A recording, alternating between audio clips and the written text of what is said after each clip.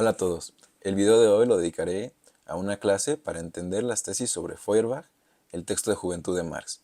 Para esto empezaré dando un poco de contexto tanto de la vida y obra de Feuerbach como de Marx, para después pasar a hacer un análisis un poco minucioso, resaltando puntos que me parecen importantes sobre el texto, propiamente las 11 tesis sobre Feuerbach. Y bueno, he de empezar comentándoles que Feuerbach fue un filósofo alemán, sufrió a mano del Reino de Prusia, años después llamada la República Federal de Alemania. La cátedra que el importantísimo filósofo Hegel había dejado le es arrebatada a Ludwig Feuerbach, pues se había atrevido a proclamar, entre otras cosas, que sólo la razón, y no el alma, era inmortal. Tal suceso pone de relieve la tendencia censora del gobierno en pie. La filosofía empezó a verse como revoltosa, como escandalosa, por el gobierno autocrático prusiano. Ante el rechazo, incluso años después, de dejar al filósofo alemán enseñar en la universidad, reúne en 1935 al famoso grupo de jóvenes pensadores llamado los jóvenes hegelianos. Estos impetuosos estudiantes se propusieron a criticar al Estado prusiano hasta reformarlo. Entre ellos se encontraban Bruno Bauer, David Strauss, Max Stirner, Friedrich Engels y por supuesto Marx. Aun cuando sus mayores intereses se encontraban entre la filosofía y la literatura, Marx entró a estudiar Derecho en 1835 por sugerencia de su padre. Su interés por la filosofía no hizo más que incrementar, y en el año 1841 acabaría su tesis doctoral en filosofía. La lectura de la obra de Feuerbach y los intercambios intelectuales con él habrán atravesado fuertemente su pensamiento, llegando a decir, posteriormente, todos fuimos de entrada feuerbachianos. Pero toda entrada supone una salida, y Marx se volvería, tiempo después, crítico del pensamiento de Feuerbach. Marx critica al filósofo mediante el texto principal de esta ocasión, las famosas tesis sobre Feuerbach. Esta obra la escribió primeramente bajo el nombre de ad Feuerbach, siendo ad la preposición latina para sobre. Más tarde, en la edición llevada a cabo por Engels en 1888, este le agregaría el título a la palabra tesis. En la esencia del cristianismo, Feuerbach afirma que el secreto de la teología se encuentra en la antropología. Lo más criticado por Karl Marx en las tesis es esa antropología en la que Marx identifica una visión individualista del hombre.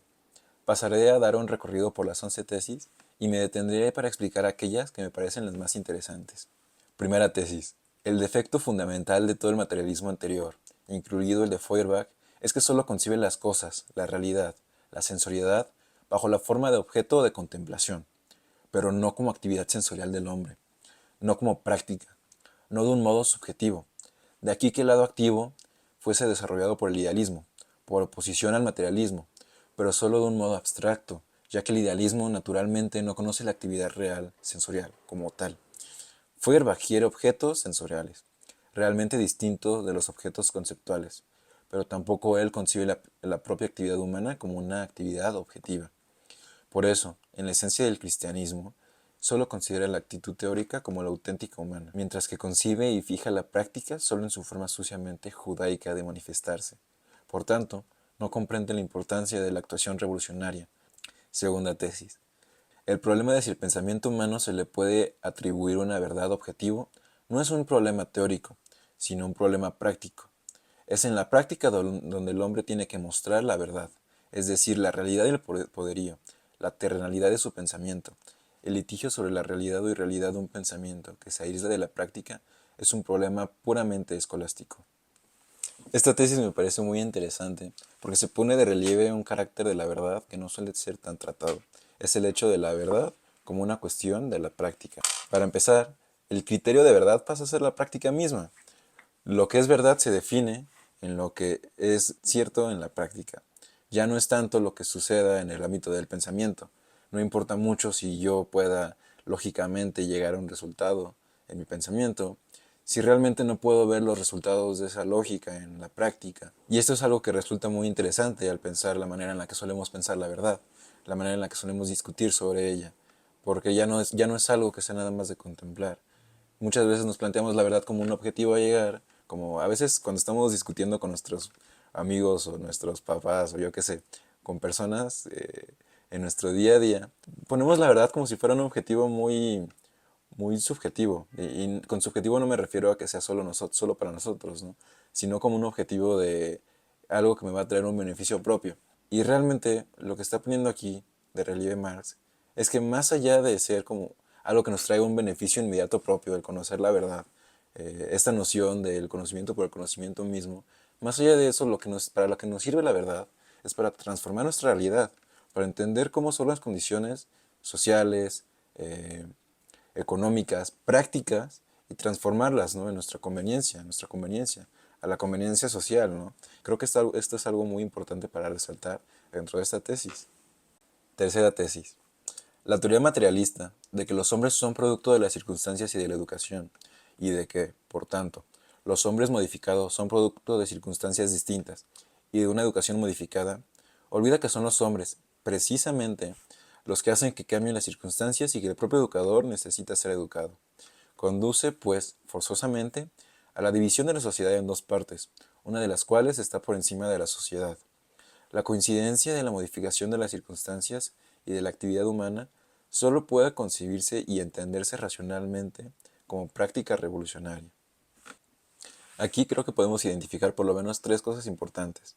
Primero que nada, tendríamos que resaltar la ironía de lo que plantea Marx. O sea, por un lado, piensa en que hay gente que plantea como una cierta línea de hombres que son producto de las circunstancias y de la educación, y por otro lado, una línea modificada de hombres que son producto de una educación y de unas circunstancias distintas. Para empezar, la ironía está en separar estos dos grupos, parece de manera arbitraria, ¿no? Porque ambos tipos de hombres estarían siendo modificados, estarían modificando su sociedad a partir de su interacción con ella, ¿no? Activamente transformando sus circunstancias mediante la acción colectiva. Por otro lado, tenemos la idea del educado que es educador, del educador que ha sido educado, ¿no? Porque el educador no solo educa, el educador ha estado en constante transformación por la misma sociedad, ¿no? Aquí es el punto de resaltar que son los hombres que hacen que cambien las circunstancias de educación, ¿no? Entonces no podremos para empezar a hablar de una educación propia, ni de un hombre propio, pues son ellos mismos los que están transformando sus condiciones y están dándoles actividad. Y por tercer punto, tenemos la práctica revolucionaria. Pone de relieve que es en esta en la que coinciden la modificación de las circunstancias y de la actividad humana, es decir, la verdadera transformación en la que los hombres cambian sus condiciones materiales y sus relaciones sociales y a sí mismos, su propia actividad. Cuarta tesis. Feuerbach arranca la autoenajenación religiosa del desdoblamiento del mundo en un mundo religioso, imaginario, y otro real. Su cometido consiste en disolver el mundo religioso, reduciéndolo a su base terrenal. No advierte que después de realizada esta labor, queda por hacer lo principal. En efecto, el que la base terrenal se separe de sí misma y se plasme en las nubes, como reino independiente, solo puede explicarse por el propio desgarramiento y la contradicción de esta base terrenal consigo mismo. Por tanto, lo primero que hay que hacer es comprender esta en su contradicción y luego revolucionarla prácticamente, eliminando la contradicción. Por consiguiente, después de descubrir verbigracia en la familia terrenal el secreto de la Sagrada Familia, hay que criticar teóricamente y revolucionar prácticamente aquella. Feuerbach sigue a Hegel en su entendimiento dialéctico de la realidad. A partir de un proceso dialéctico crítico, que podría resumirse de una manera básica en una tesis, antítesis y una síntesis, intenta desentrañar la esencia del cristianismo. Los pasos que da podrían resumirse de la siguiente manera. Primero, la proyección, en la que se entiende a la religión como una relación del hombre consigo mismo, pero proyectada en algo externo, en Dios. En segundo lugar, la alienación, la antítesis. El hombre se enajena al atribuir su propio poder y perfección a un ser ajeno, al subordinar su esencia a la idea de Dios.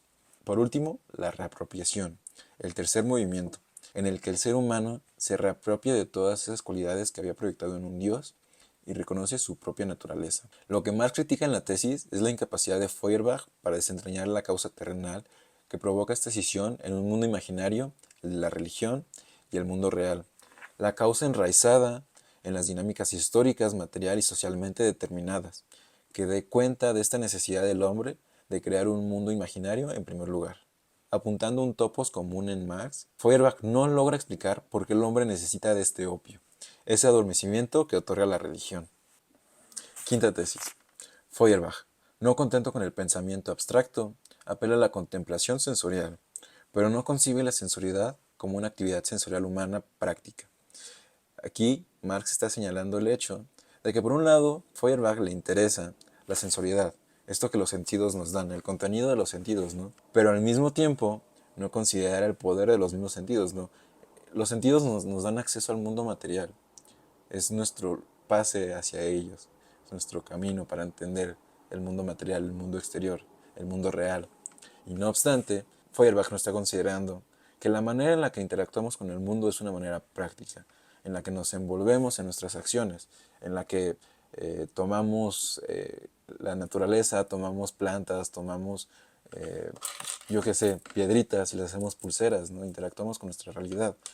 Vamos con una persona que queremos y la abrazamos. No es la manera en la que la sensorialidad nos da el conocimiento por la práctica. Es la práctica de transformar las cosas con las que trabajamos, las que nos da el conocimiento. Es la práctica en la que perseguimos fines concretos, la que nos da esta vida sensorial.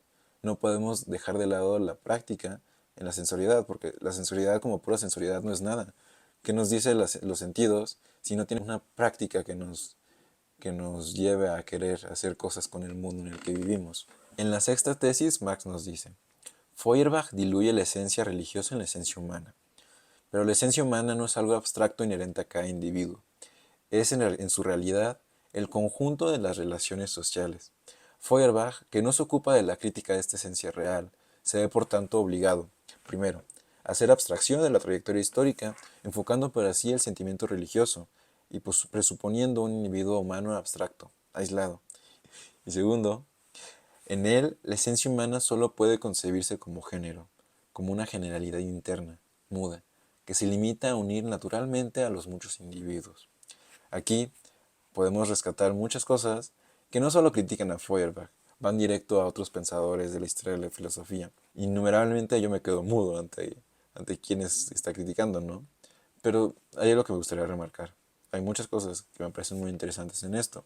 Para empezar, es el hecho de pensar al hombre.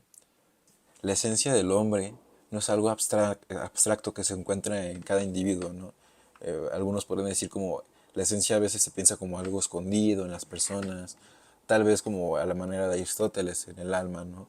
Aquello que mantiene en acto a un tal cuerpo, ¿no? Ni siquiera está pensando Marx en eso, ¿no? La esencia no es algo que pervive en cada individuo como inmutablemente, no es algo que permanece y que lleva a un individuo a desarrollarse en un cierto camino, ¿no? Siguiendo un fin ya dado. La esencia, de acuerdo con Marx, es una cuestión que se da en la práctica social. En la interacción con los otros seres humanos es donde encontramos nuestro lugar nosotros, donde encontramos nuestra esencia. Y la esencia de los demás también se ve determinada por nuestra interacción con ellos. La interacción social, la interacción de todos los humanos, es lo que da la esencia humana y no lo que puedan tener escondido cada uno dentro de ellos, ¿no? Aquí hay algo que me parece muy interesante que puede llevar a pensar en muchas cosas también. Y es el hecho de ya no podemos pensar la esencia como algo aislado. El individualismo entendido actualmente como esta forma de abordar los problemas, de yo puedo conmigo mismo, yo tengo que hacer lo que tengo que hacer para mi propio bien, no se entiende porque nuestra esencia, aquello que queremos, aquello que somos, no está solo determinado por lo que el individuo quiere. La esencia humana está determinada socialmente, ¿no? Y así como la esencia humana está determinada socialmente, también lo están sus fines. No podemos determinar nuestros propios fines porque estamos insertos socialmente y lo que queremos ser a partir de lo que somos está inmerso en esta misma dialéctica del individuo con la sociedad. En el mismo sentido de esta tesis, paso a la siguiente.